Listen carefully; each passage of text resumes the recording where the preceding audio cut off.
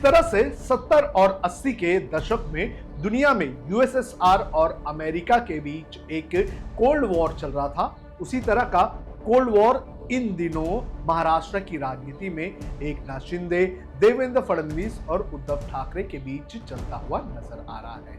यहाँ पर एक दूसरे के पार्टनर हैं, वो एक दूसरे को आंख दिखाने, नीचा दिखाने का काम कर रहे हैं, तो वहीं दूसरी तरफ अपने प्रतिद्वंदियों के विकेट्स लेने और अपने प्रतिद्वंदी के प्लेयर्स को अपनी और अपनी पार्टी में लेने का काम किया जा रहा है। इस वीडियो में मैं आपको बताऊंगा कि किस तरह से एकनाथ शिंदे उद्धव ठाकरे की पार्टी को खत्म करने का काम कर रहे हैं, किस तरह से उनके राजनेताओं को अपनी ओर आकर्षित कर रहे हैं और किस तरह से महाराष्ट्र में एकनाथ शिंदे ऑपरेशन टाइगर चला रहे हैं। नमस्कार, आप देख रहे हैं लोकमत हिंदी। मेरा नाम है सुन कनौजिया। महाराष्ट्र में पिछले साल नवंबर के महीने में जब से चुनाव के नतीजे आए हैं, उसके बाद से ही महाराष्ट्र की राजनीति में सब कुछ बदल चुका है।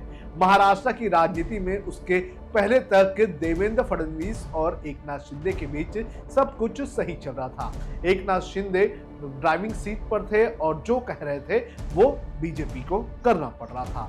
लेकिन जैसे ही सरकार बदल गई, सरकार नहीं बदली लेकिन सरकार के समीकरण बदल गए, तो बीजेपी जो है पावर में आ गई। एकनाथ शिंदे अब दबे दबे महसूस कर रहे हैं और इसी बीच एकनाथ शिंदे और जो देवेंद्र फडणवीस है उनके बीच खटपट भी हो रही है और इसी खटपट का फायदा कहीं ना कहीं उद्धव ठाकरे की शिवसेना लेने की कोशिश कर रही है। उद्धव ठाकरे की शिवसेना बीजेपी से अपनी करीबी बढ़ाने का काम कर रही है। उद्धव ठाकरे की शिवसेना देवेंद्र फडणवीस की तारीफ करती है।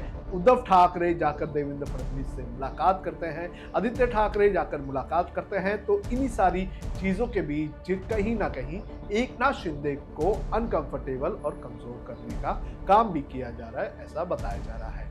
और इसी को देखते हुए एकनाथ शिंदे ने अब महाराष्ट्र में शिवसेना यूबीटी के खिलाफ ऑपरेशन टाइगर जो है वो शुरू किया है और इस ऑपरेशन टाइगर के तहत जो उद्धव ठाकरे के जो करीबी है उन्हें अपनी पार्टी में लेने का काम एकनाथ शिंदे कर रहे हैं। पिछले कुछ दिनों में कुछ ऐसे बड़े नाम हैं जो उद्धव ठाकरे की पार्टी को छोड़कर एकनाथ शिंदे की पार्टी में शामिल हुए हैं। कुछ नाम मैं आपको बता देता हूं।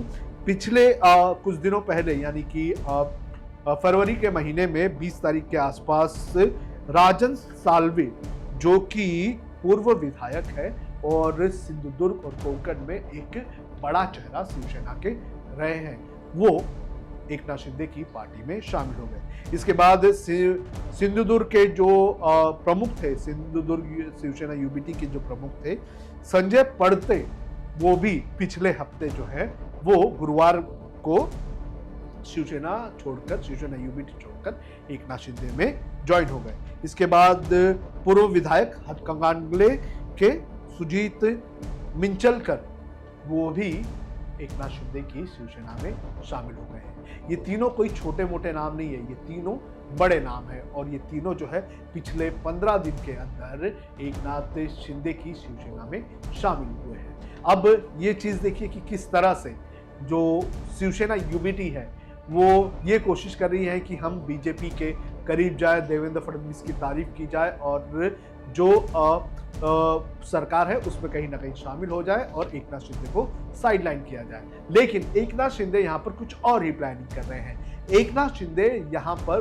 उद्धव ठाकरे की पार्टी को और कम करने का काम कर रहे हैं। अब देखिए, पार्टी वाइज उद्धव ठाकरे के पास एकनाथ शिंदे के हिसाब से बहुत कम विधायक है।